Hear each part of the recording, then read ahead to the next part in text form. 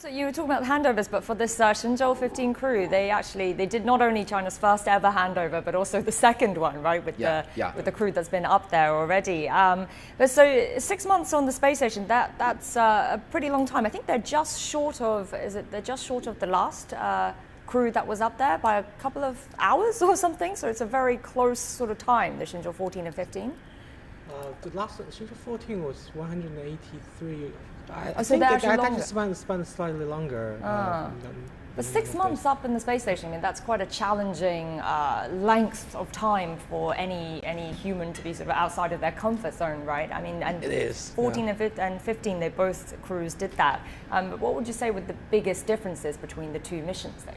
Right, the Shenzhou 14 mission was actually the major construction phase. You know, the lab module gets launched, you know, get attached and transposed to the sideways. So it's the major sort of very visible construction work for the Shenzhou 14, which is they've done admirably. And then the 15 is sort of more nuanced, sort of lots and lots of little internal decoration bits, things, right? putting the science racks into place, especially. So they're not just the commissioning of the construction. They also began the experiments essentially, because the announcement for the finishing of the construction phase was I think it was March or February this year. So that was bang in the middle of their mission.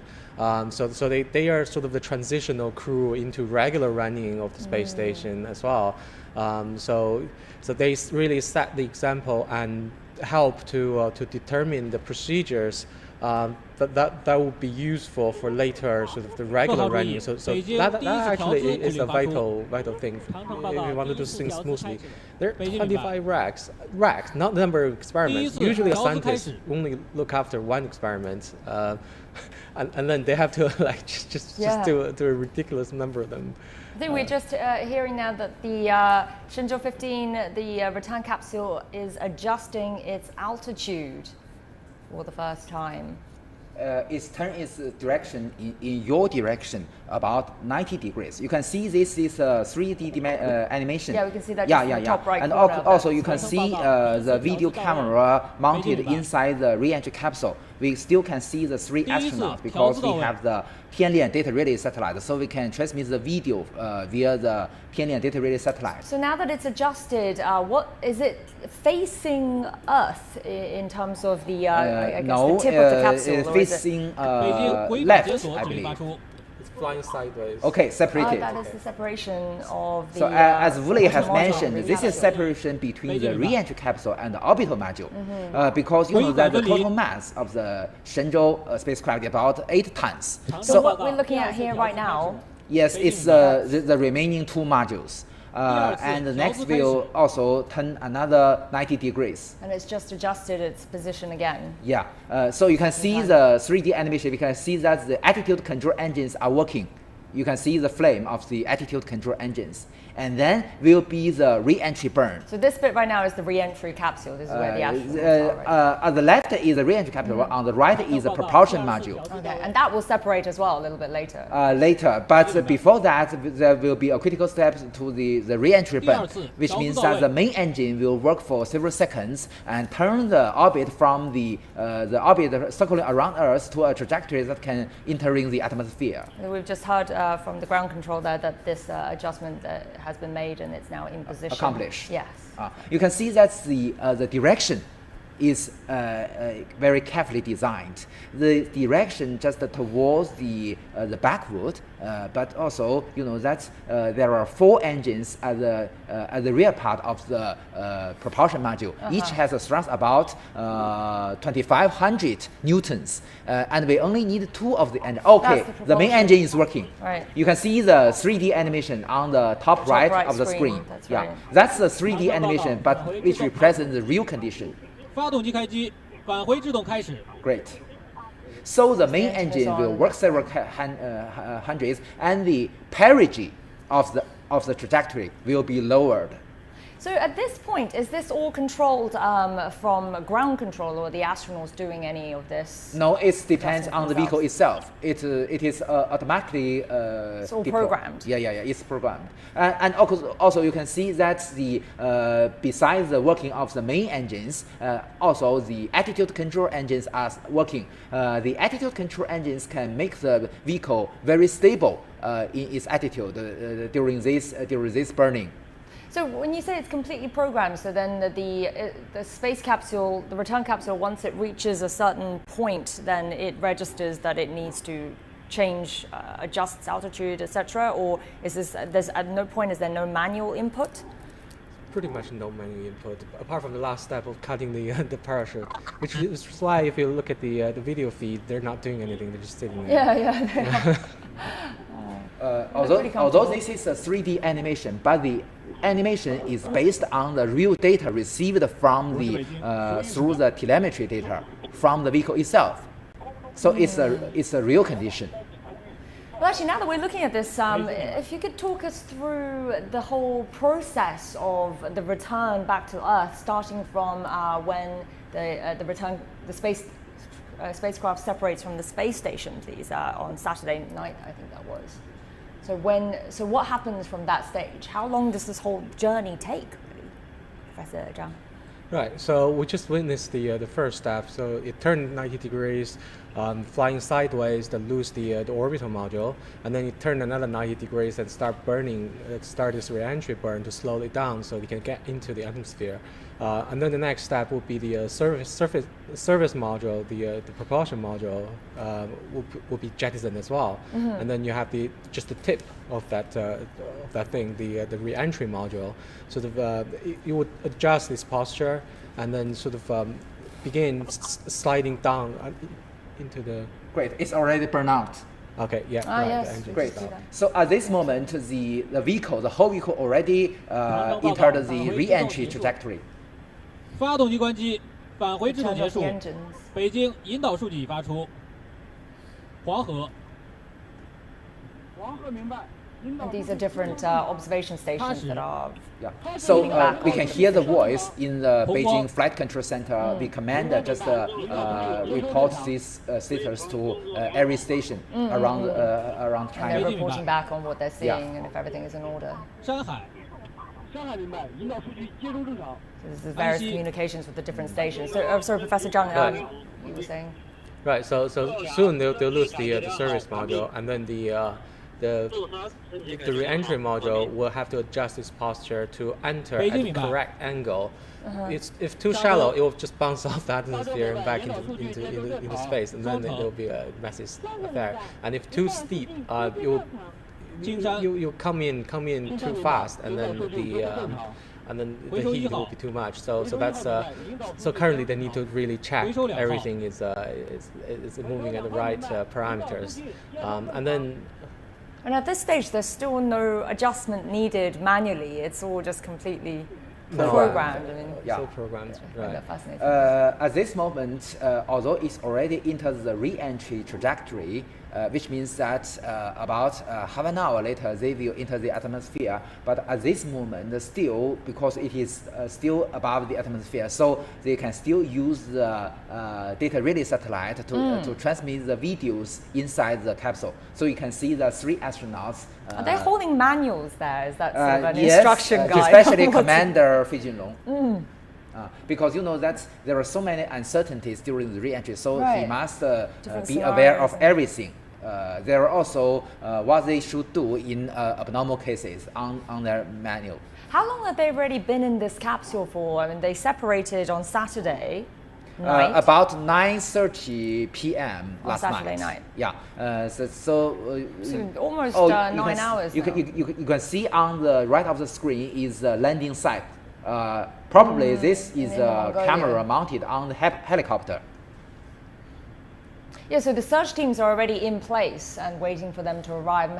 Usually how accurate is this window for landing in terms of when they would arrive? Is this all very kind of calculated down to the minute, down to the hour? In minutes. In minutes. Right. So it's similar to the launch window. The the landing site has to be, in the same orbital plane. The Earth is rotating underneath the orbit. You can think of orbit as fixed circle in the universe, and then the Earth is rotating around it.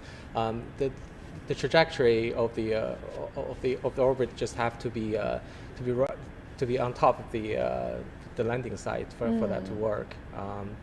But it's less demanding. So we've already seen the dawn of the landing site. Yes, exactly. Very beautiful. So, exactly, very beautiful. So that leads me to ask. So this time they're picking dawn in the morning for the landing, but with the last crew who returned, it was at nighttime, wasn't it? And also different seasons. So last time I think it was December, early December. What is calculated here? What sort of factors into their decision of when this should be? As you mentioned, it's correct. Every time it's different. The key point is that the moment we choose to leave the orbit is a moment that the landing site is rotating along with the Earth. So only at the moment the landing site is rotated to the orbital plane of the Shenzhou spacecraft can we get the return procedure. So that is the reason why every time it is different. And how far ahead can they plan for something like this? They must plan very carefully about that.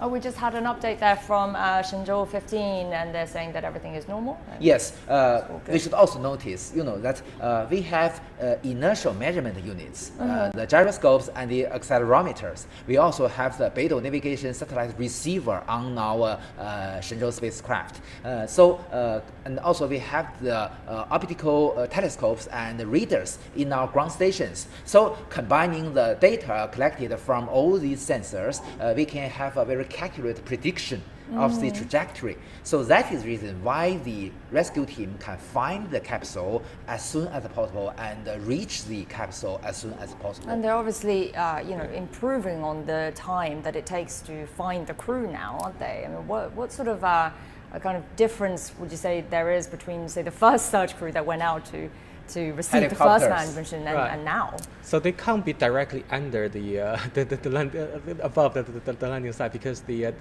re-entry capsule will jettison its heat shield before landing, and you don't want that to hit one of the helicopters. But then the helicopters can be there like within minutes. But the ground crew, depending on the terrain, it's Gobi Desert. It's not the kind of sand desert that seems possible to traverse, but it's still there's rocks, boulders, and everything. So depending on the terrain, it may take them half an hour or something like that. Half an hour. How long did it take the first ever search crew to receive the first ever returning astronauts? Do you remember? It depends on the accuracy of the prediction. Right. So for the first, every time you see that, you may hear from the commander. So if you have 3 to 4 times, the commander in the Beijing Flight Control Center will announce the predicted landing time. Great. We just had the first prediction announcement from the ground control there.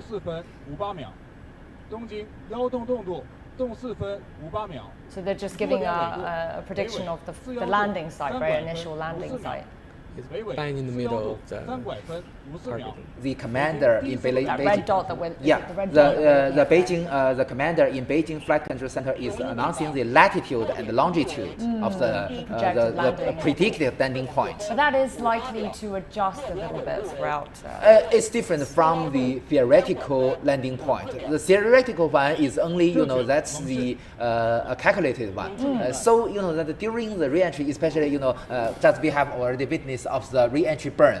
So there are errors on the re-entry burn. So it's not the same as the predicted one. So that is the reason why we need these measurements of the trajectory and then give another updated prediction. Are we usually talking about a difference of, say, a couple of kilometers, or maybe a far bigger range than that in terms of the difference between the predicted? It's bigger than that. That's the total area of the landing site is tens of thousands square kilometers. Okay. So far bigger than a few kilometers. After the modification and the correction of the first prediction, the landing area can shrink to about 36 36 kilometers times 36 kilometers. So it's already very, very small. Wow. And after that, you know that as we've already heard the first prediction, and then they will have the second and the third time. It becomes smaller and smaller, and finally it will be very, very accurate. At what point will we get the final prediction? How far? After deployment of the main parachute. Okay. And that will be, but so after the parachutes deploy, how long until they land? Yeah. But there is also another factor. You see that there are wind in the landing site. So even sometimes there are very strong wind. So after the deployment of the main parachute, you know, at this moment, the re-entry capsule will not have any control. You know, before the deployment of the parachute, they do have the control, the attitude control of the re-entry capsule. With the control, we can change or modify the trajectory to the design, the landing point. But after deployment, we can do nothing. So with the influence of the wind, we must consider this factor and give a more precise prediction of the landing site.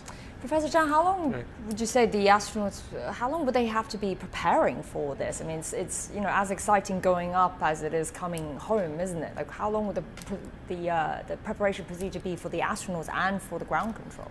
Right, for them, you know, obviously there's the handover issues. I don't know whether that counts towards their returning. I mean, they need to hand over all the life support status of the experiments, especially, you know, some of the biological experiments. If you're doing raising bacteria, you don't look after them carefully for 3 hours, they're all dead. So all those sort of things would take up a lot of time, and then they need to they're taking down some of the experimental results with them, so they need to pack those very carefully and make lists and all that. And also they need to exercise. They've been in zero gravity for so long. Yes. You know, they're going to be experiencing not just 1G, but you know, 2-3 Gs during their re-entry. So they need to be able to handle that. So that's part of the equation as well. So they've been preparing for at least a week. I mean, exercise is something they've been doing during the whole 6 months, right? Would there be different sort of exercises to prepare them for coming back? Well, I don't know. Imagine so. I would imagine so, yeah. But you know, the specifics, I don't know the details. Yeah. And the ground staff as well. I mean, there's a lot of preparation work involved for them as well. Right. There's full dress rehearsal beforehand, and the whole team gets re-familiarized with the procedure. They do this every 6 months, so they're all experts. But they have search and rescue drills as well, don't they? I think they've had a few rehearsals already for that in the last few days. Exactly. Right. The rehearsal is also very, very important to find any malfunction of any subsystems of the rescue team. You know that they have 5 helicopters and several ground vehicles. So the rehearsal is very, very important, especially, you know, that the communication between the different vessels and ground vehicles is also very, very important for them to find the astronauts as soon as possible and reach there as soon as possible. And as Professor Zhang has already mentioned, we also have some biological experiment examples. You know that it is very interesting. During the launch of the Tianzhou 6 cargo spacecraft, we do have some samples. Just several hours before the launch, we made the stem cells. The stem cells, you know, that need a very strict condition for storage in the air conditioner to deliver that to the Tiangong space station. And this time, it is reported that the result of the experiment has been brought back by the Shenzhou 15 crew. So this is a very high-level biological experiments. It needs a lot of, you know, the sample must be taken care very carefully and also be brought in time. Some very careful packing to do before they leave. I mean, they've been on the road for, I guess, nearly 9 hours now, right? I mean, this is, well, we're getting another update there from. Sounds like another ground station that's reporting on the status. Yes. The spacecraft. You know that along the re-entry trajectory of our re-entry capsule, there are several ground stations, both outside China and inside China. So along the usually, you know that in the years before, along the eastern coast of Africa, we have several ground stations in African countries, and also in Karachi in Pakistan, we also have a ground station. Usually, the range capital touching the atmosphere just between the Karachi station and our Kashi station in Xinjiang Autonomous Region. So at this point, as we have already discussed, we will conduct the separation of the re-entry capsule and the propulsion margin. Okay, the Shenzhou 15 crew is reporting their status.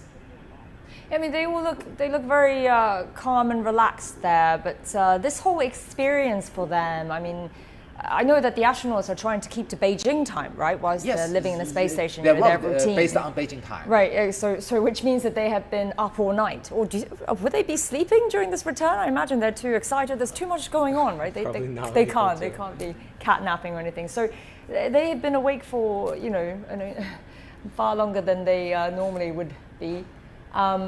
So this experience for them coming down, is it generally quite a easy journey and a comfortable experience until a certain point, Professor Zhang? Well, they can see the flames burning outside soon, and then later when they hit the ground, it will be the speed would be reduced to 1 or 2 meters per second, but that's like brisk walking straight into a wall, so that's still some.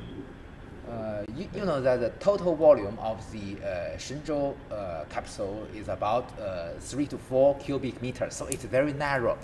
You can recognize the Shenzhou spaceship as a taxi between the ground and the Tiangong space station. So that this time the time duration of the return has already been greatly shortened comparing with the Shenzhou 12 mission. How long was that only one? About 6 to 7 hours. So it's more convenient than the former missions. To ensure that the astronauts stay in a very narrow volume as short as possible. So that is the optimization of our work. Well, Professor Zhang, you were saying about the the burning for the capsule when it re-enters the atmosphere, it will be essentially on fire, right? As it's kind of coming through. But there's so much heat proofing that has to be done. But how much do the astronauts feel inside? They don't feel any temperature rise at all. So the burning will be most severe around when they're 50 kilometers above. So there's a blackout period where the burning is so intense. The entire capsule is enclosed by a layer of plasma, and radio waves can't travel through that plasma, which is why you can't hear anything coming from the inside at that time. That'll last communication blackout, right? Yeah, that'll last about 5 minutes. So that period will probably be the most difficult most lonely for them, for certainly. So we won't be able to communicate to them. We won't be able to see any video either. There's nothing, just nothing at all. We won't get anything from in them, the blackout area, you cannot see anything. But at this moment, they are still above the atmosphere, so we can see the video camera mounted inside the re-entry capsule. The video is transmitted by the Tianlian data relay satellite, so we can clearly see at this moment the 3 astronauts are still in microgravity environment. But when the spacecraft are touching the atmosphere, gradually they will experience the G-forces. What, if you can explain that to us in kind of more simple terms, what's the pressure of that like on the astronauts? How many? The peak value will be 3 to 4 times of your own weight. So it would feel like 3 or 4 times your 3 weight or 4 on top of above your body. Right. Yeah.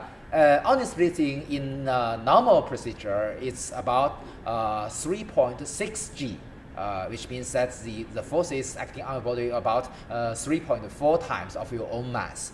But that's the normal case. In an emergency, absolutely will not happen this time. In an emergency re-entry, because the trajectory will be more deeper, so theoretically speaking, the peak value can reach to 8 G. And that even at this moment, the astronauts, especially the commander and the pilot, should have the ability to piloting the ship. So that's the requirement to the pilot, very, very strict. So they just have to endure all this pressure. Even at the 8G, you can pilot in the ship. Wow, that's I can't imagine it. But I think we talked about this before, Professor Yang. I think when we we're here for the last landing. But there's this belief that people pass out, that astronauts pass out on their way back. But this doesn't normally happen, does it? That doesn't normally, but it do happen in other countries before. If it's AG, then yeah. Then it's very possible that they might. You know that several years before, there is a Russian spacecraft called the Soyuz MS-10. And because of the malfunction of the launch vehicle, it suffered emergency re-entry. So the peak value of the G-forces is much greater than the ordinary cases. So just several years before this happened. But you know, although as we have already seen, the re-entry burn has already been conducted very successfully. So the we can say that during the re-entries, the G-forces will be very smooth as the normal case. And the next critical step for the Shenzhou spaceship will be the separation of the re-entry capsule and the propulsion module. This is also very, very important. That should happen quite soon, shouldn't it? I think. Professor Zhang, what would you say is the most dangerous part of this journey back for the astronauts? When the parachute opens, that's the most critical step. I mean, all the other sort of retro rocket, in the end, I'll just make it more comfortable. But really, sort of life or death is the opening of the parachute. Why is that? It's a massive parachute that's really light, and whenever you open up a really large parachute, there's always the danger of things get tangled up and stuff like that. So it's more kind of a malfunction, potentially, and just an accident, like things being tangled. Yeah, and it's more difficult to control. It's a passive system. It's not like a rocket you can control. It's you know, there's air current and everything. That if the parachute doesn't open, and then the parachute has to be opened in many steps. There's like 3 parachutes, and then the main one would open just partially initially, and then open full wide, and all that is done passively. From the right of the screen, we can see that the attitude of the Shenzhou spacecraft has changed again. I believe that they are preparing for the separation of the propulsion module. So I believe that we can see that within several minutes. So let me just ask. So we're looking at this image. This image is this sort of us looking up at the spacecraft. Is that the kind of angle that? Yeah. It's upside down. And next will be the separation. And you know that we have the heating shield on the re-entry capsule, but do not have similar measures on the propulsion module. So we can see a lot of debris during the re-entry. That is the debris of the propulsion module, because we don't need that again. We just heard there from the ground control that all the airborne rescue teams are all in position and standing by. Yes.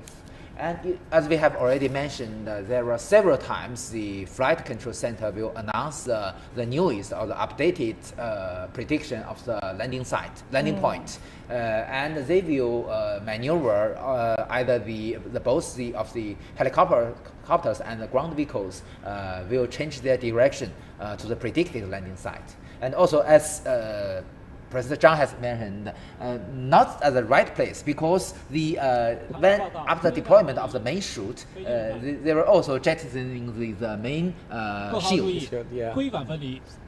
Okay, separation conducted.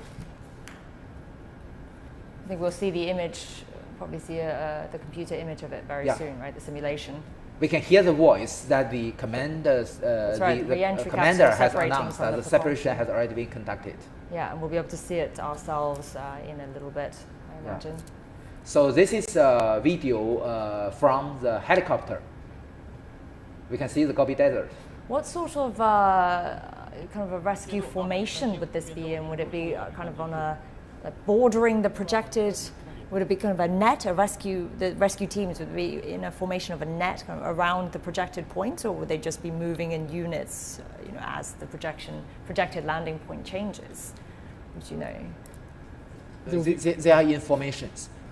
you know that there is a helicopter acted as the commanding unit, and also we have the other 4 in different directions. So they are just have a formation flying. Right. And also the ground vehicle, you know, that there are several teams for the medical teams and those in charge of the Shenzhou spacecraft and also other teams. So they are just, they move very constantly. They must have several medical teams as well, right? Because in case they land in different areas. And so you know that every time, as I have mentioned, there are errors in the re-entry burn itself. And also, you know that we Shenzhou spaceship conducted a controlled re-entry. Okay, the second prediction. Yeah, that's right. That's from the ground control there. We have the second projected landing point there. Also spot on the theoretical one, so everything's going really smoothly. You may notice that this, the latitude and the longitude of the second prediction is already different from the first one.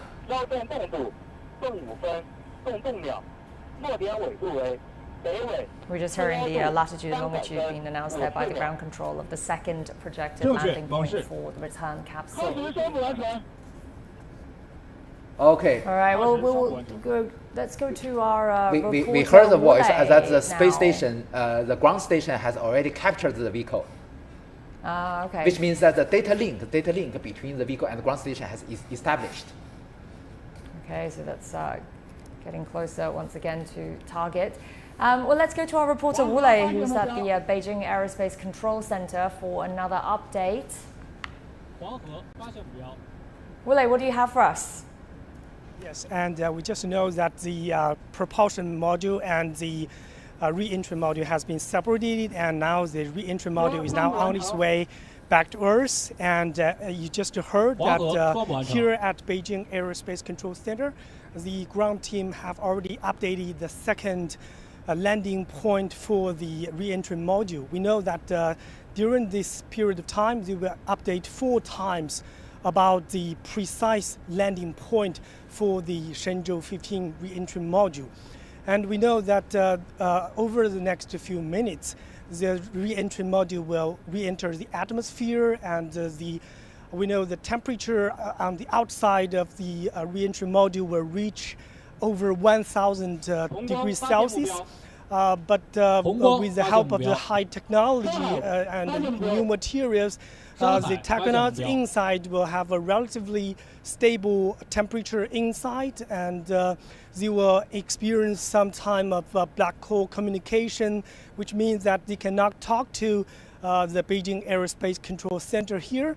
But we know that here, this is a place that the ground team talked to different groups of people here now standing by, including the helicopters as well as the ground search and rescue team. And now all the teams are standing by here to welcome the 3 tachonauts back on Earth. And here, actually last November, on the last day of November at Zhuquan Satellite Launch Center, I was there witnessing the launch of the Shenzhou 15 crew, and now they are coming back. And I have to say that how time flies.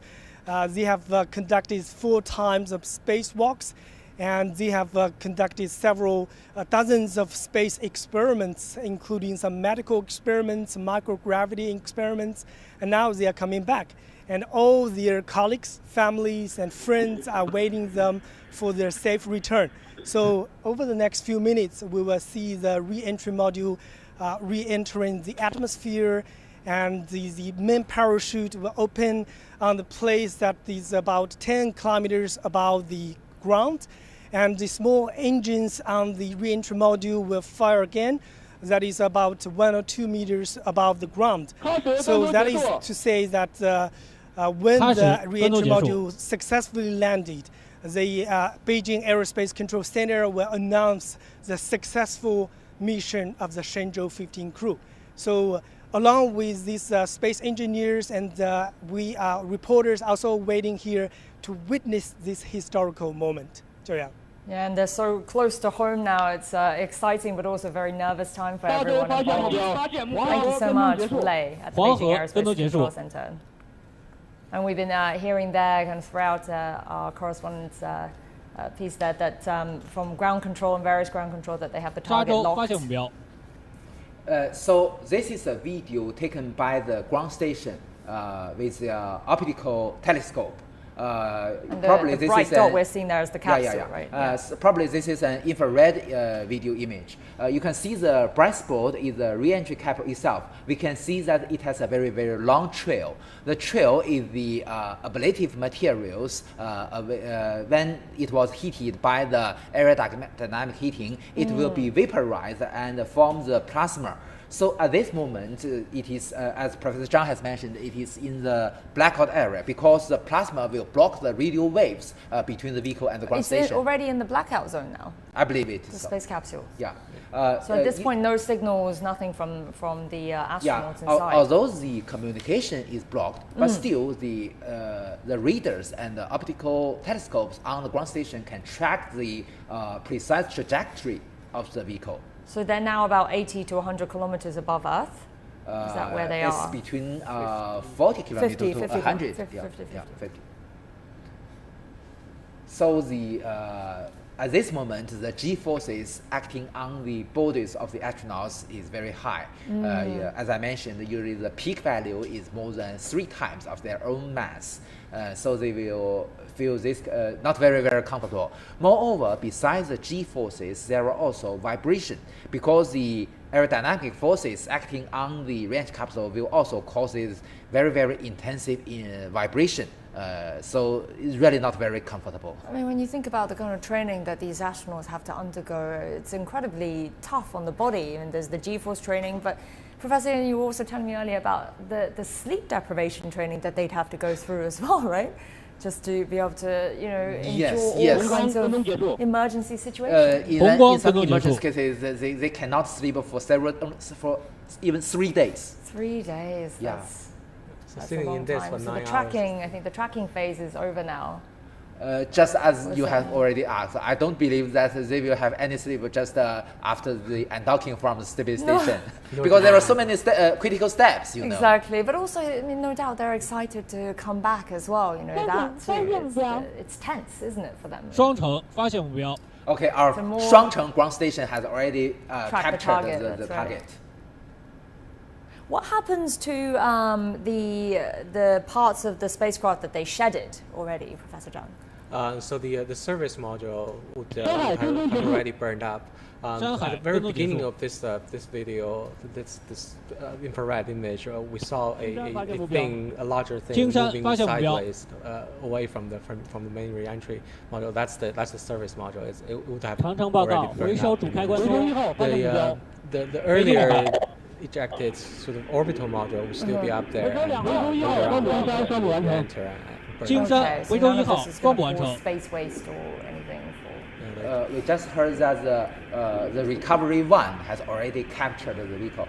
The recovery one is what we call the USB telecontrol and the telecommunication system. So it means that at this moment, probably I believe that it already go out of the blackout area. That's right. Sorry. So they're out of the blackout area. So just a reminder for our audience, and that's the area where communication is lost with the astronauts with the return capsule there. Also, we heard a voice that recovery 2 has already captured the vehicle. The recovery 2 is a vehicle, is a ground vehicle with a radar, which can even get the trajectory during the blackout area. 北京明白. So more communication there from the various ground stations. 雄鹰报告，雄鹰1号收到243信号，报告完毕。 Also, we heard voice from the Xiong Ying means the helicopter. The helicopter for the search teams? Yes, for the rescue team. So even though we don't have any direct communication from the astronauts from the return capsule itself, obviously there's all these ground stations and various teams still tracking and keeping an eye on their return. So this period lasts how long in the blackout zone? Usually? Several minutes, usually no more than 4 minutes. So you may notice from this image that the re-entry capsule is much slower now. And the next critical step will the deployment of several chutes. Actually speaking, there are 3 sets of chutes. 安西跟踪结束。 It's another announcement of tracking by various monitoring stations that it's their tracking phase is done. At the altitude about 10 kilometers, the speed of the vehicle will be lower than 300 meters per second. And at this moment, it will deploy the first parachute. So we should be able to get signal back. We should be able to hear from the astronauts very soon, right? Yeah. It's would have been a few minutes. Usually, after deployment of the parachute, the commander inside the capsule will report their status. So they need to lower the speed below the speed of sound to be able to open the parachute. How would they do that? 长城报告，10 Just 公里 by 头， rubbing against the air, like Oh, they okay, do right now. so it's a Yeah. natural, 10公里头。 natural process. Nothing needed for them to do. I mean, it's obviously the complete opposite of the launch, right? Where you want to decrease drag, but this is coming back. You want to have that slow down process. So that's Okay. a parachute that. Parachute deployed. What? This is the 3D animation. This is the Like 3D animation, image. which represents the real status. But you said 3 parachutes, so right now we're looking at the main parachute. Yeah, right? this That is the has main parachute. It is very huge. And then the other 2 parachutes would open up on the side. The total area of the main parachute is 1,200 square meters. 1,200 square meters. Yeah, very, very huge. But we haven't seen the videos now. It seems that it's cloudy in the landing site. And how much would that sort of these weather factors affect the landing? 各号注意，我是北京。下面通报 I mean, 返回舱 telemetry, 第3次落点预 like, 报。 like we're seeing the 落 video 点 right 经度 now, 东 will be 经 effective. 腰 But 动动度 since they 动 already 5分 established, 动4秒。 established the 东经腰 connection 动动 with 度 the 动5分 with the 动4秒 capsule, 落点纬度 data is being 北纬 directly 412度 streamed 3 from 拐 that 分 capsule, so 55 it 秒 shouldn't 北纬 affect the first 412度 much. 3拐分 We're just 55 getting 秒 the。third projection for the Yeah. landing site. Yes, we as you mentioned, we just heard the voice of the commander. He announced the prediction for the 3rd time. Yeah, we're looking at the red dot there. The landing site. I haven't been keeping track, but I don't know how far off that is from the first projection site. Yeah. If 正 that's 确 fairly 蒙氏 close. But still, it's very cloudy. You can see in the landing site.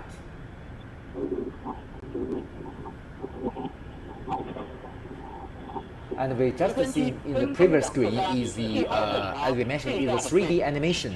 But the 3D animation is based on the telemetry data received from the vehicle, so it can represent the real condition. So just announced that all the tracking signals are all normal, in working order. We don't need to actually see it.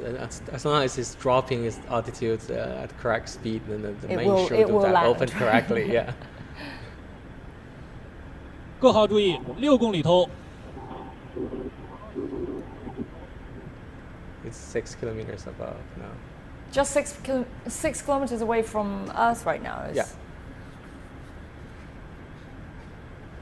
So it's traveled, dozens of kilometers in just a couple of minutes. Yeah. And after the deployment of the main parachute, That little spot that we're seeing now on that big screen, is that the capsule? Essentially, you see that little flashing, that tiny little flashing spot? Is that the capsule that we're looking at? That should be. you cannot see that very clearly. 神舟15 But 号 there is a，我是北 tiny, 京。 tiny little 返回 spot. 舱即将着陆于东风着陆场预定位置。 They just announced that the capsule will soon be landing at the Dongfeng landing site. Oh, we heard the voice from the crew. Ah, that's great. 抛防热大底，雄鹰。 So they'll be The heating shedding shield. the The heating heat shield is shield, right, at jettisoned. the bottom. why do they drop the heating shield? Because the temperature is very high. Okay. So we must jettison that to avoid the heat will transfer to the inside of the capsule. And moreover, you see that we have some devices at the bottom of the vehicle, the retro rocket, as Professor Zhang has mentioned, just about 1 meter above the surface of the Earth. So the retro rocket will work. So we must expose the retro rocket by jettisoning the heating shield. So they have that rocket on just to, again, to reduce the speed of the rocket from landing. Four very small solid rocket engines to reduce the speed to about 1 to 2 meters per second. If they didn't use that rocket, what sort of a speed would it be dropping at, Professor Zhang? 8 meters per second. So Okay, it's so like it's a a big full 100-meter dash. Dashing straight into the wall, it's still gonna hurt. So they have that last step. And also at the bottom of the re-entry capsule, we have what we call a gamma ray altimeter, which can measure gamma ray altimeter. Okay. We use gamma ray to measure the distance between the bottom and the surface of the Earth very precisely. So with this device, we can send the command very precisely to ignite the retro rocket. And also before that, we also have two very important steps. One is to releasing all the propellants remained in the re-entry capsule because it is toxic. So we must release all the propellants. And also another step is to raise the chairs of the astronauts. And also this also provide another dumping of impact energy when touch down the Earth. So Professor Zhang, you were likening that 8 meters per second to a 100-meter dash, but if with the rocket engines on, that would be equivalent That'll be just walking speed. Okay, so there should walking speed is good. and their seat is being raised, so there's more of a cushion when they right. hit it. So they feel less impact. Right. 神舟10号报告，提升完成，后控制翼发出，完毕。北京明白。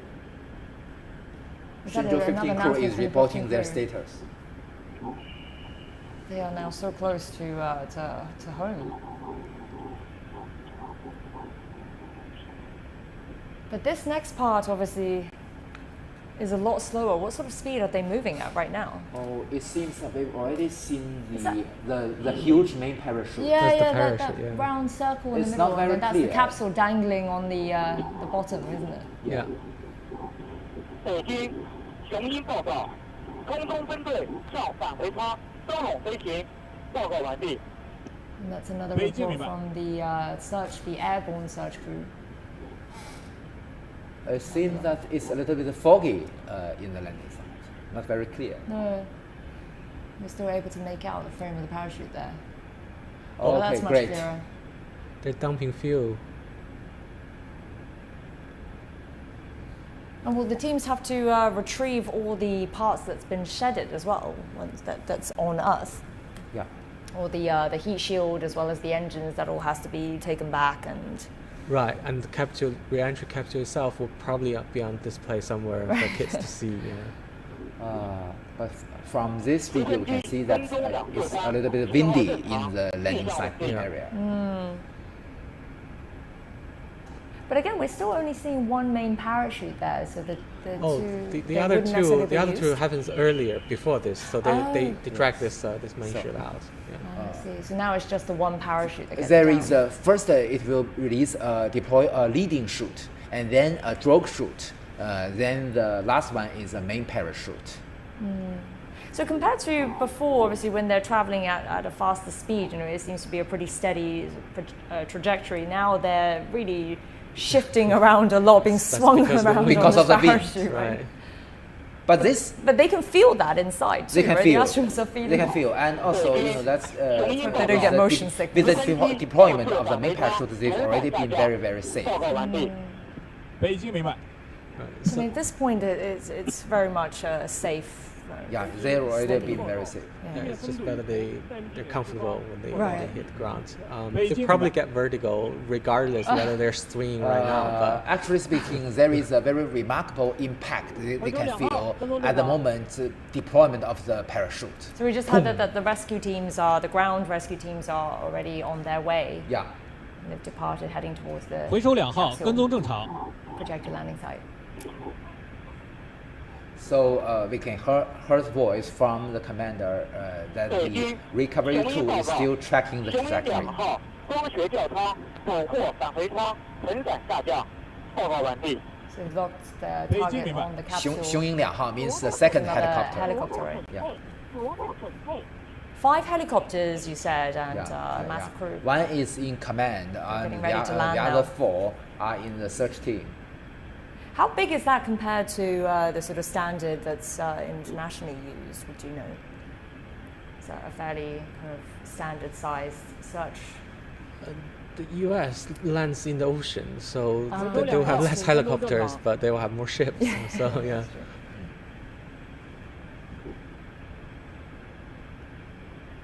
Still, we need several minutes for the touchdown. We just had another update there saying that the tracking is all in order. Yeah. And that's the capsule there, the Shenzhou 15 3-man crew. And besides this main parachute, you know that there is also a backup chute. If anything wrong happened to the main parachute, the backup chute will also it can ensure the safety of our astronauts. So I just want to point out here that we can see that the capsule was really charred on one side. Yeah, but you know that's the rope will be controlled to finally it changed its direction to this attitude to a vertical direction. So even with the heat shield, it's still completely blackened. Right on one side, because it comes in at an angle. It's not straight faced down. It has a very its center of gravity is shifted from away from down in the middle, which is why it has a tendency to roll over once it lands. We can also very clearly see that you can see that at the upwind direction, the ablative material has been heated to a very dark color. Where on the other side, it's in not in a very dark color. Yeah, that's what Professor Zhang was just telling us. So which side is up right now for the astronauts? Are they're sitting down, so they're facing the sky, or are they facing up? So ideally, how would this capsule land to make it easier for them to come out, Professor Zhang? Depending on what you mean by ideal, because if it lands upright, it's probably easier for them to adjust to gravity. But you need additional ladders and everything. So when we say up, when you said upright, lands upright, as in landing as it looks now, just coming down straight onto the ground. Okay. But that's the astronauts facing up towards the sky. That would be easier for them to adjust to gravity. Just what you mentioned, just before this mission, only we have 2 cases. The first is Shenzhou 6 mission, also Mr. Fei Jinlong inside, and the other is Shenzhou 13 mission. Only in these 2 missions, our Shenzhou capsule landed vertically. And it doesn't need to. I mean, once it's on its side, it's actually easier for them to climb out. You don't need ladders or anything.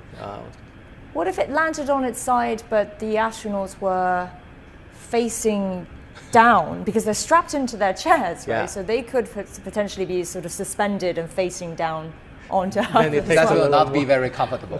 And what would happen if, say, the hatch is the part that touches the ground first, is facing the ground? Do they have to turn the capsule, the crew? It doesn't really stay that way. If you look at the shape of it, you have to be landing very carefully on its top to. That just doesn't happen. It would be quite a fluke, right, if it did happen that way. Well, it will touch down soon. Another update there that the tracking is all in order. And this parachute as well, so you're saying, Professor Yang, that it's 1,200 square meters, right? So that's equivalent of several basketball courts, right? So how heavy is it?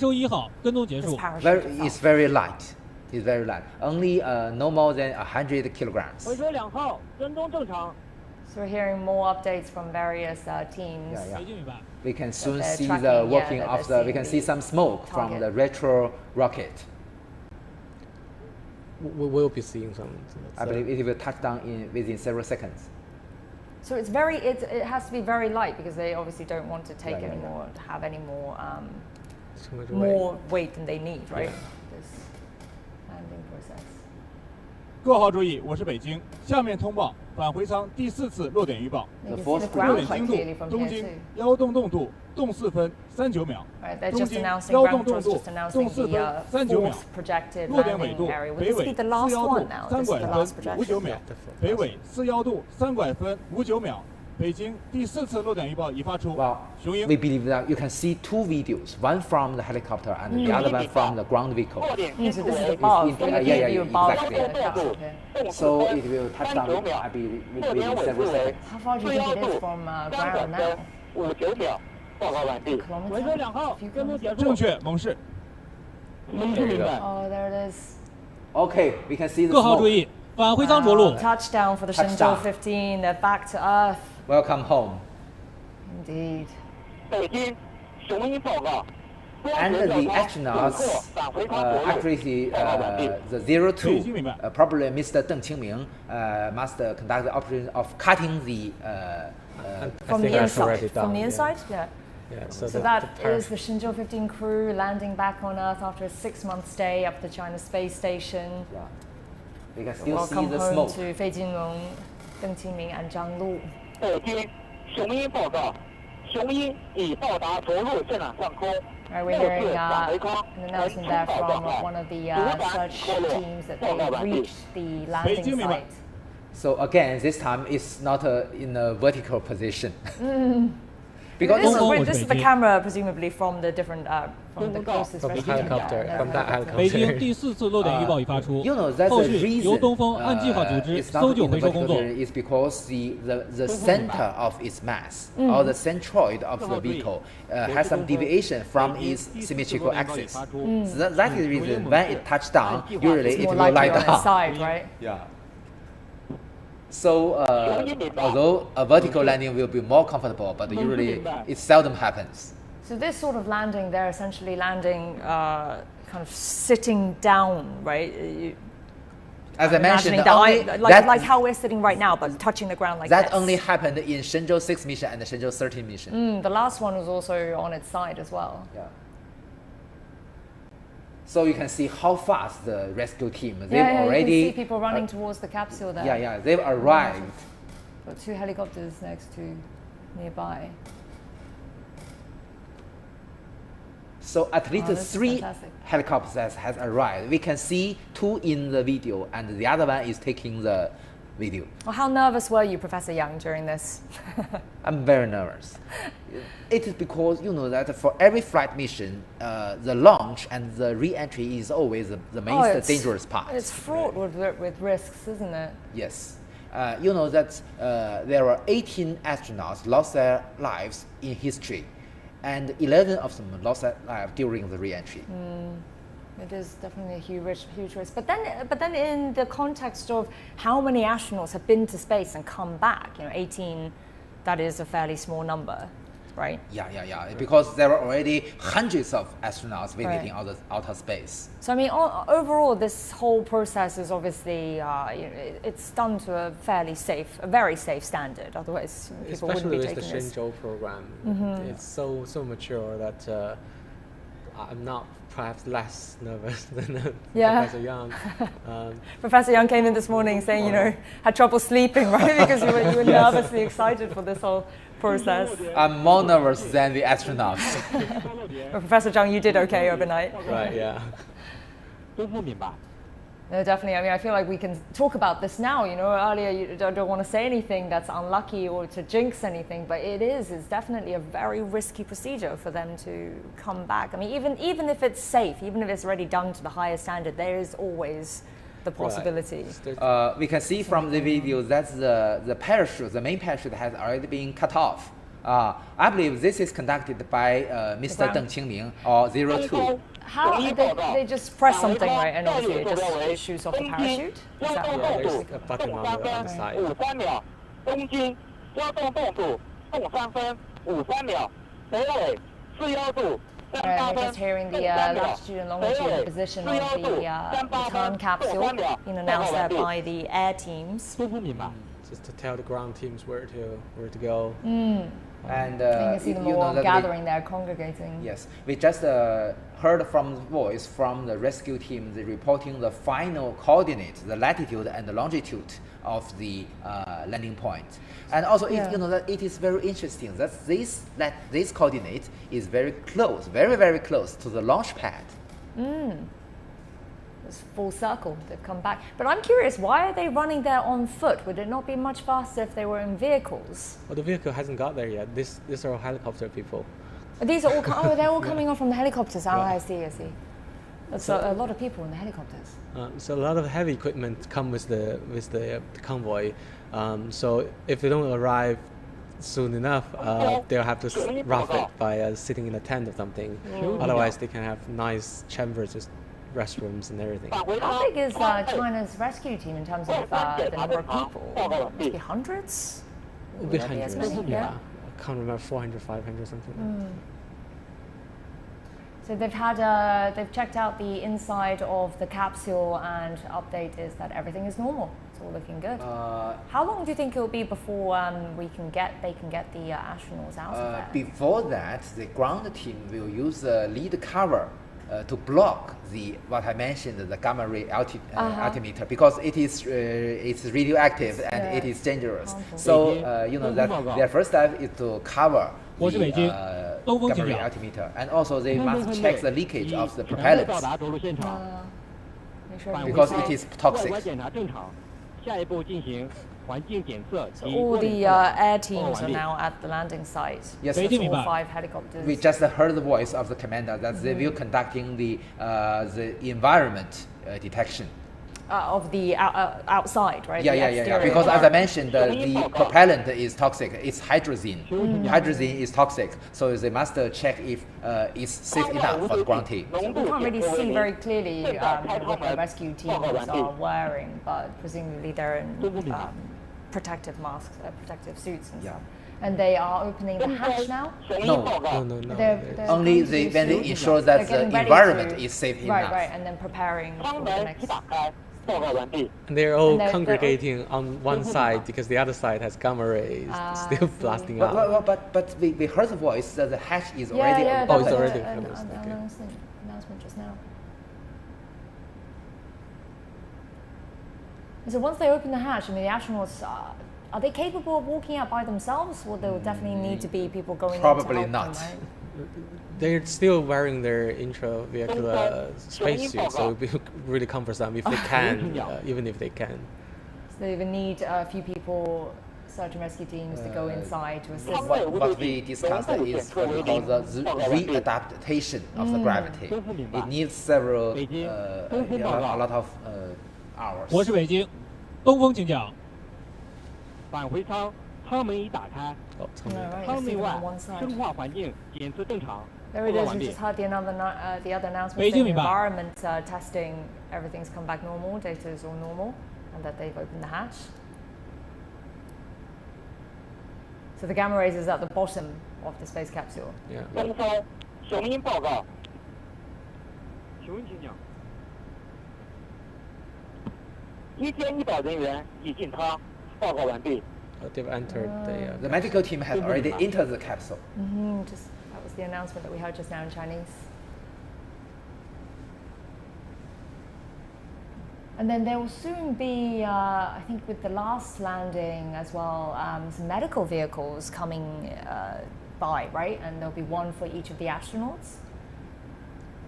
They will first help the astronauts help them to conduct the readaptation of gravity. What maybe give some medicine, water, and so on. 报告完毕。东风明白。 They're taking samples from inside the capsule, I think. They're taking samples now. We heard the announcement. They're taking samples from inside the capsule. Yeah. But I believe at this moment the astronauts had already opened the face masks of their helmets. They're breathing Earth air. Yes, for the first time after half a year. I wonder what that tastes like in the desert. Brisk morning air. What would the temperature be right now in the Gobi Desert? I mean, this time in the day, it's probably fairly cold, isn't it? Must be about, I mean, definitely above 0, but it would not be hot, would it? My friends told me that at this moment probably it's about 17 degrees Celsius. Oh, 17. Okay, so that's a comfortable readjustment temperature, and not too hot. It's the right moment at this season in Gobi Desert. 正在建立警戒区，报告完毕。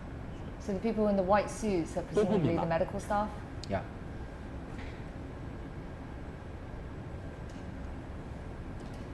Because very violent movements may cause hurt to the astronauts, because they are still, that's as Professor Zhang mentioned, their muscles and cardiovascular system were weakened during these 6 months. Although we have all kinds of exercise and other countermeasures, such as the nutrition, to avoid the influence of the microgravity to the health of the astronaut, but still they need a relative long period for the adaptation.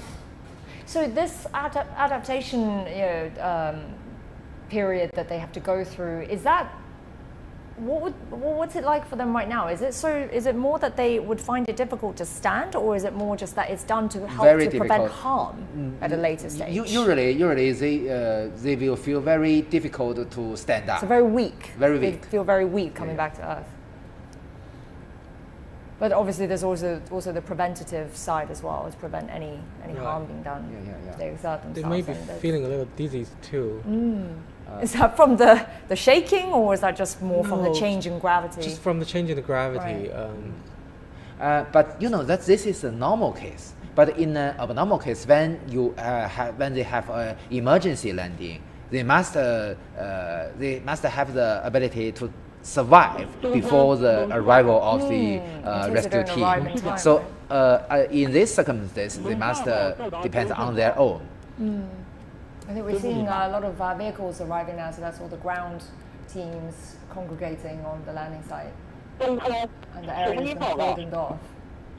That inside the capsule, they have some water, some food, and even they have pistols. In case you got wolves and Oh, right. Maybe an emergency landing, they will land in the forest. Maybe there are beasts. They are prepared for every eventuality. So there's another announcement of the landing site. So this is reported by the ground team. Okay. So this is for the benefit of the rest of the rescuers. So this is the final coordinate of the landing point. 东方雄鹰报告。请讲。 Oh, they must be thrilled right now. 架设开通完毕。 It's still 报告完毕。 process before they're coming out. 都不明白。 And coming out to a beautiful view as well. Look at the sun. So in the dawn of the Gobi Desert. That's right. Very, very beautiful scene. And the 3 medical vehicles, three vehicles, with each astronaut share vehicle will arrive soon. And you know that even there are toilets inside the vehicle. All right. 北京，我是深圳15号。 That was a, 我是北京。 we're hearing from the Shenzhou 15 crew. 神舟 That was 15号 the voice 请 of 讲。 the Shenzhou 15 crew. 我们沿线走路，我们3个人感觉都很好，状态很好，身体很好，谢谢。 They That just is said the voice that's of Shenzhou- Commander Fei Jinlong. That's Fei Jinlong saying that they've landed, all 3 of them feel good, they're in a good physical condition, and they 我 are 是洞山，感 good. 觉良好，完毕。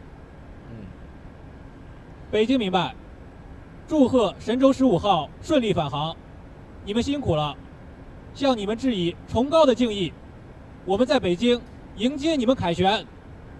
And that's the ground control congratulating the Shenzhou 15 crew on their return. You know They've that had a long journey. 02, Mr. Deng Qingming, and 03, Mr. Zhang Lu also repeated their own status. You know that Mr. Deng Qingming has a nickname called Grandpa Deng because he's already, before his flight mission, he's already had a grandchildren. He's so young. He's 57, I think he is, right? I mean, in his 50s, already a grandfather. Yeah, but his daughter has already had kids before his flight. 动拐秒，落点经度，东经。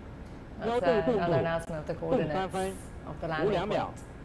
落点纬度，北纬 And we're hearing it now. That's the coordinates being So more vehicles are arriving. And more rescue vehicles arriving. So this is the Gobi Desert. This is in the Inner Mongolia region, autonomous region in northern China, and that's the 3 Shenzhou 15 astronauts safely back home. And now for the rest of their recuperation, how long could that take? I think with the 14, they were I guess in quarantine or in rehabilitation for about 6 months or so, weren't they? Half a year? Not so long. Not so long? Not so long. Usually 1 or 2 weeks for quarantine. Okay. Because that's to avoid any infection. Because their body is their physical condition is really weak. To avoid the infection of the microbes on the Earth. So they very different environment. Even their relatives cannot contact with them directly during this quarantine procedure 1 or 2 weeks, and then they will be the recovery stage for about 3 to 4 weeks maybe. At this moment they can train to stand up and walk very gently, and finally they can be completely recovered after several months. Okay, so a few months. A few months observation period after the recovery therapies. And this will all have to be done at a center designed for this. They wouldn't be in doing Beijing, this at home, right? just in Haidian district, the astronaut center of China. But after the quarantine period and when they're doing the rehabilitation, their families can visit potentially. After the quarantine, because they've been in a sterile environment for so long, their immune system is probably weaker, so you don't really want to get them sick. Definitely.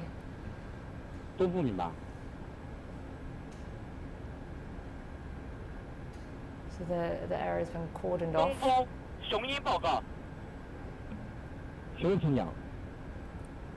Just hearing various announcements there from search teams updating on their status. So the second helicopter reported have already landed near the landing point.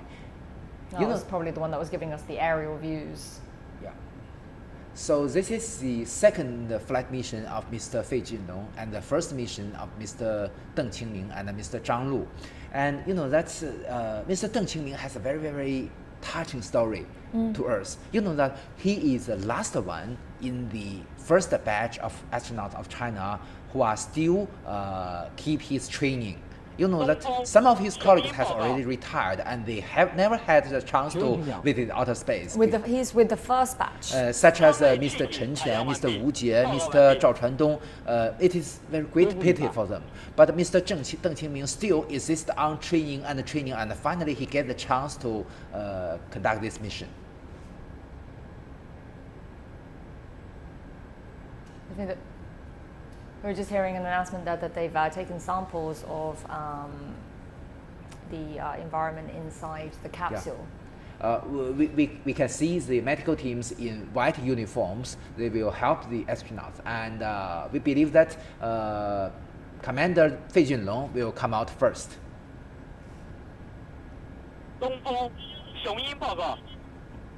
It's a very small capsule gap for them to have to get through. The diameter is 2.3 meters. 2.3 meters. What about the hatch itself?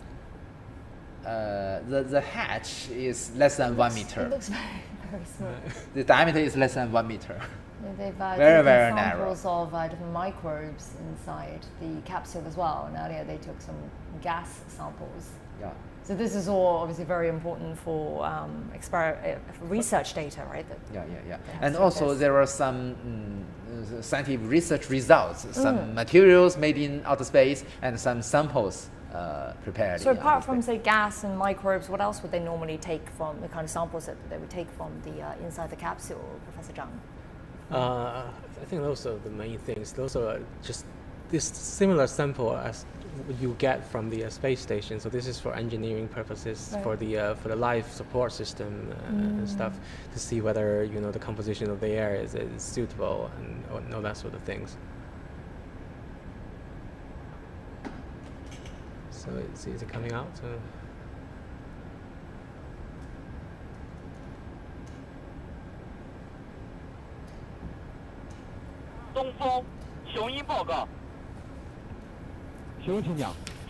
We're hearing more updates from the different search teams. It's They covered up the radiation source. Yeah. As I mentioned, the cover to the gamma ray altimeter has already been mounted. Right, so that's to avoid the safe. dangerous radiation. And that's now safe for the search teams to go around. Yeah, quite right. So before the cover is mounted, the ground team cannot go to the backside of the vehicle because the influence of the radiation.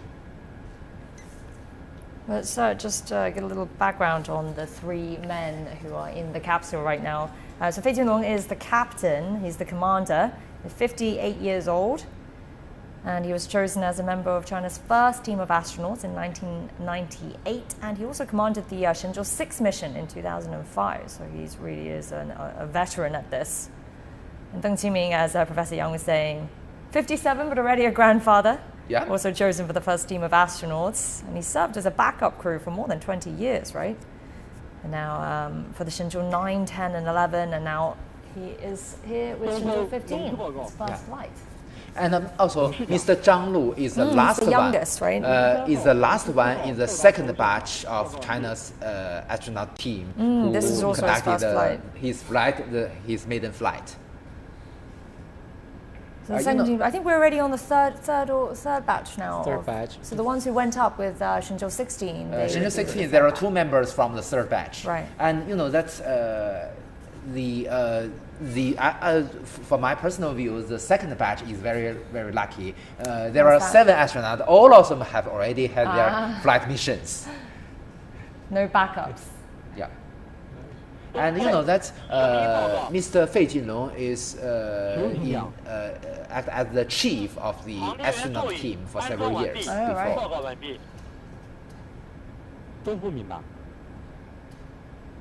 They have finished the installation of the astronauts' seats.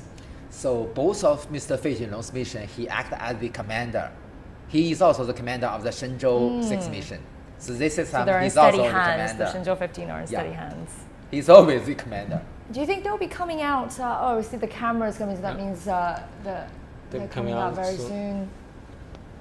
So you may notice the ground team very different. The uniform are in different colors, so they belongs to the different team. Right, the white is the medical, the research taking the samples. And also there are staff from the Shenzhou spaceship system. Do you think we'll see them walking out by themselves, but assisted, or they'll be carried out? Not. Carried out on a stretcher, possibly? Somebody will catch them on the hatch at the hatch. The ground team will help them to get out of the vehicle. But so they're unlikely to be walking in any way, Yeah. even if assisted. They'll be carried to their seat, give a short speech, and then probably move to the chambers. I believe your colleagues is already there. I definitely see a lot of activity, flurry of excitement there. Usually the team, according to the traditional, they will be introduced. They will be interviewed by the China Media Group or by maybe the reporter from the Xinhua News Agency. Oh, I mean, they're no doubt excited, but they also must be incredibly tired as well after this long journey. Well, also, some of my friends from the major media of China also get up very early and go together with the rescue team. Like the 3 of us here. And I imagine their family and their friends are sitting around right now, around the TV and watching as well, waiting to see them. Oh, they must be so excited, and they haven't seen their loved ones for 6 months. But usually they will wait for them in the airport in Beijing. That should be today, right? Today. Absolutely. This afternoon, probably. Yeah. So after some simple check on medical conditions, they will be transported from this place to the Dingxin airport, very close to the launch site, and then with the airplane fly back to Beijing. I mean, this is a normal wait, right? How long it's taking to have the astronauts very, come very out. normal. This is quite a normal duration. Just to give them time to. And that's the special seat that they'll be Is that a seat that they're carrying? Yeah. That's the seat for the astronauts to sit on once they're 医 carried 保 out. 人员正在协助航天员离开座椅。报告完毕。We're hearing the announcement there that the teams that are helping the astronauts leave their seat in the capsule. Yes. They will leave their seats with the assistance of the ground team. So I can see with that chair there that their legs, they're keeping their legs and propped up. Yeah. But I think in some other countries, when astronauts come back, you do see them sort of walking but assisted as well. That depends on the duration, how long they will stay in outer space. Right. You know that for some flight, for instance, like these private crews have been going up there, the space shuttle mission, usually even the longest shuttle mission will not no longer than 1 month. Right. So they can walk down. Right. So that doesn't have too much impact on their bodies. Yeah. And you can see also they prepared a quilt on the seat because it's fairly a little bit cold for the astronauts. And also, I guess, to make the seat more comfortable for them. Yeah, exactly. So I believe this is the seat prepared for the commander, Fei Jinlong. Oh, I think they're carrying, it looks like they're 正在 carrying 组 someone 织 out 动 there. 摇航天员出舱，报告完毕。Now for Mr. Fei Jinlong to get out of the vehicle. And you see the teams there helping to move somebody out. Is that Commander Fei? Yeah.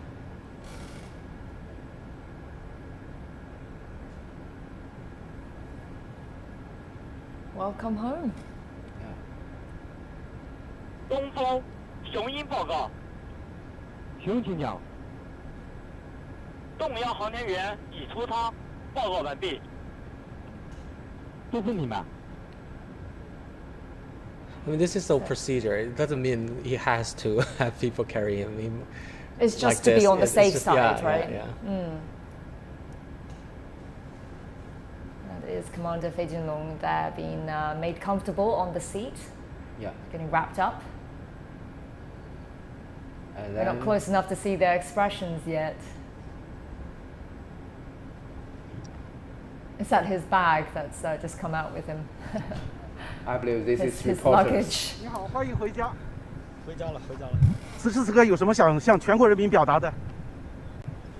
首先要向祖国人民报 First of all, 告， I would like to report to my country and people the Shenzhou 15 crew 完成了在 has 轨所有的 successfully 工作和任务， completed all assigned work and 现在 tasks in 顺利 orbit, 回到了 and 祖国。 we have returned to Earth 我 safely. 们感觉良好。 We are feeling good. 呃。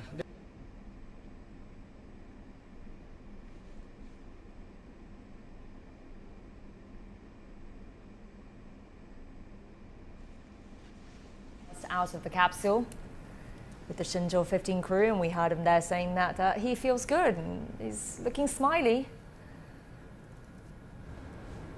So definitely in good spirits. Who do you think will be the second one to come out? It should be Deng Qingming. So sort of in order of seniority? Right. There's 01, 02, 03, the right, designation of of course, the astronauts. Yeah. As I mentioned, O2, Mr. Deng Qingming is in charge of cutting the parachute because only there is a button near him. 雄鹰报告， And there's Commander Fei waving.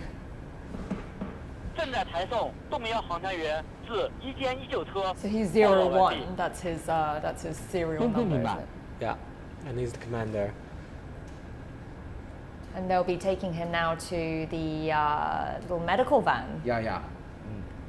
The medical vehicle, there are 3 of this kind of vehicle One for each of them. each 雄鹰报告 astronaut.， What sort of checkups would they likely be doing there? Just heart, blood? Their biological parameters of their body. As I mentioned, there are even toilets prepared for them. When would they Very, get very to, comfortable. When would they get to eat? I mean, presumably their body needs to adjust for a bit before they can Yes, take any specially foods, prepared right? for them. Yeah. Do we know what could be on the menu? Not too salty, maybe. Something healthy. It's personalized now, but tradition is when they go out, they eat dumplings, and then when they come back, they eat noodles. Personalizes and they might get to decide, might get to request what they would like to Right, eat. probably different types of 报 noodles. 告完毕。都是你们。So you can see the orange ground vehicles is the medical ground vehicles prepared for the astronauts. 3 of them there. So we just heard that the Deng Qingming is getting ready to come out as well. Yeah. So you know that even for the Shenzhou 12 mission, we only have 1 vehicle for the astronaut. But since the Shenzhou 13 mission, we have 3 of these vehicles. So more comfortable for the astronauts. Right, and more attention on them as well. Yeah. Each one gets a crew that they deserve. And that's the teams there preparing the seat for Deng, who will be coming out very soon. 雄鹰报告。行，请讲。动摇航天员已抬送至 And I think that's their luggage, isn't it? That little bag there, each of them. Or is that? Did they take that out of the capsule? No, I think oh no, that's something that's there. 雄鹰报告。 Oh, that's something the search teams probably. Yeah, that came off the ground crew. 动两航天员已出舱，报告完毕。 There is Deng Qingming being lifted out and onto his seat, and he'll be soon taken to the medical van as well. Wrapping him up. It looks very windy there. Yeah.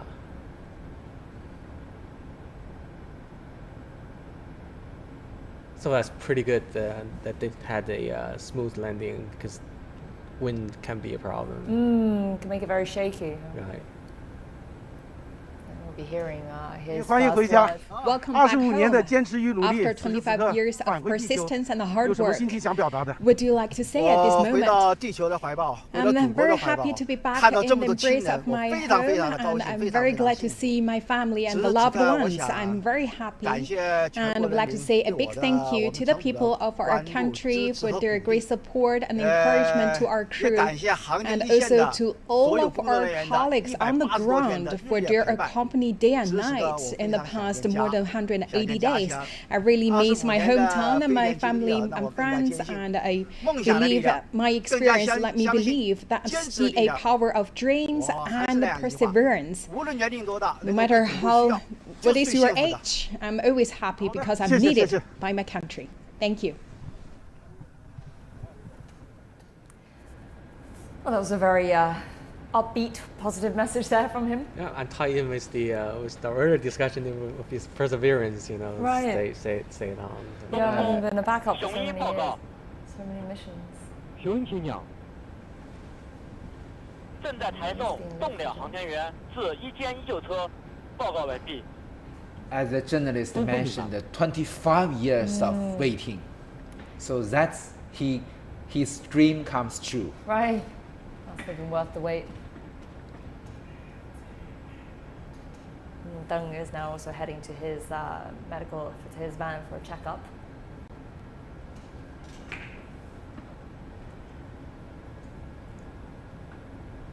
So we've seen an interesting combination for the Shenzhou 16 crew that's gone up there. There's not just trained astronauts, but also a payload specialist, right? Yeah, exactly. And he is the first one who is not from the PLA. 行， Right. 请讲。 Yeah, Is that a trend that we'll be seeing more of, do you think, in 动两 future 航天员 missions? I Yeah. believe so. 脱离航天员座椅， Right. So in the 报告完 past, 毕。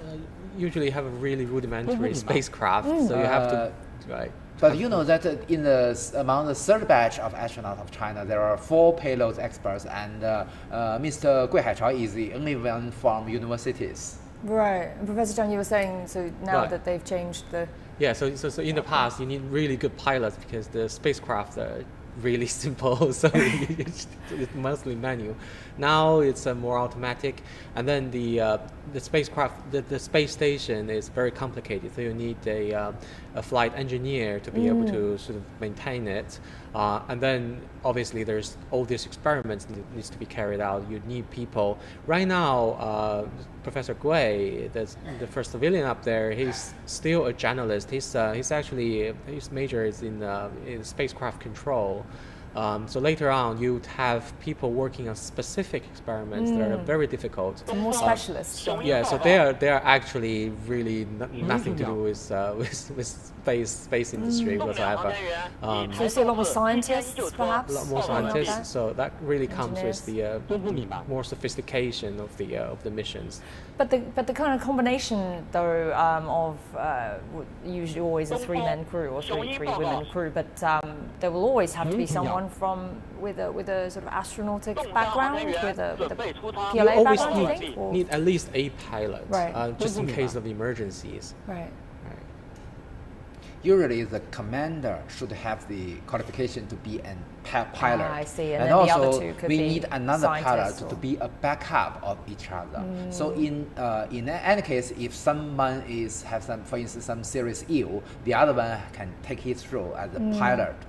This is extremely important in abnormal cases when something wrong happened during the launch or during the re-entry or during the docking phase. Right. So the pilot can take the role to save the whole mission. So we're seeing the third astronaut from the Shenzhou 15 crew, Zhang Lu, being carried out now. 03. That's the number is. Zhang Lu is also a previous pilot of the Air Force. He's very young. He's only in his 40s, isn't he? Is he the youngest of all these I believe missions? he was born in 1976, maybe. 北京明白。 Mr. Gui Haichao and Mr. Zhu Yangzhu are the youngest astronauts now in China, only 36 years old. Oh, they're 30. Well, that is young. So both were born in 1986. So each batch is roughly 10 years younger. So here we'll be hearing from. 你好，张璐，我是总台央视的记者。 With CMT, 首次飞行就长达 your 半 first 年， trip to 此 space 时此 lasted 刻 6回到祖国的 months. 怀抱， Right now you're 有 back 什 to 么心里想 Earth. 表达的？ Anything 后 you'd 续 like 有 to 什么 say 计 at 划？ this moment? Any plan 我想说 afterwards? 能够 I would like to 回到地 say 球沐着阳光下，真的挺好的。 I'm really thrilled to be back to 我们 my country safely. 神舟15号 I'm 任务已 feeling 经结束 good, 了， and 然 the 后 mission 平安 of 回到 Shenzhou 了 15祖国的 is 怀抱 over. 我现在心情十分 And 的激动 I'm。very excited. 我在空间站的时候， In 也 the 经 space 常会在 station, 舷窗 I often 透过舷窗眺望， looked out 想寻找 through 我 the 的祖国， porthole 寻找我 window 的家 looking 乡， for my 也寻 motherland, 找 my 瞭望洞庭 hometown, 湖。 and the 虽然说 Zhongting 厚的 Lake. 云层总是遮挡我的视线，让我看 Unfortunately, 不 the 清 thick 楚。 clouds 但是我 always 知道 block my 祖 view, 国 so I 一直在 couldn't 我 see 心中， clearly. 家 But 乡 I 也 know 一 my 直在我 mother 心中。 and my 现在 hometown 任务结束 always 之 been 后，我 in 们 my heart. 会尽快的调整好 Going 身体， forward, 重 we'll 新训练， first get back in 随时准 shape 备 as 再 soon 次 as 出征太 possible 空， and 不负这个 also 伟 to 大的时代， resume 不 training 负 to prepare 大 ourselves 和人民的 ready 重 for the 托。 next 最 mission, 后 and 还 we 有一句 will 话想 always 要与 live 大 up 家一起分 ourselves 享， to the 这 trust 是 of 我 the 在神 party, 舟 the 15号任 country, 务之 and 后 the people. 经历4次 Finally, 出 I 征 have some 的一 words 个 to 感 share 悟， with you 沿 and 有 also 星 my 辰大海，胸怀 aspirations. 赤大 I 中 see 心。 a sea full of stars and I give my heart 谢谢。 to the country. 张璐的 Thank 状态 you. 非常好。 He seems to be in very good spirits. That's Zhang Lu, Yeah. our third and last astronaut with the Shenzhou 15 crew. So now the capsule is empty. 请问请讲。 And he'll be lifted off to his van as well for his medical 航 checkups. 天员自一间依旧车报告完毕。 I like that he said that it was nice to feel the sun on Right. Earth. Right. I mean, 6 months in space. There's no concept of that, right? Maybe no more concept favorite of time, is the no fresh concept of air. warmth. Fresh air. Yeah.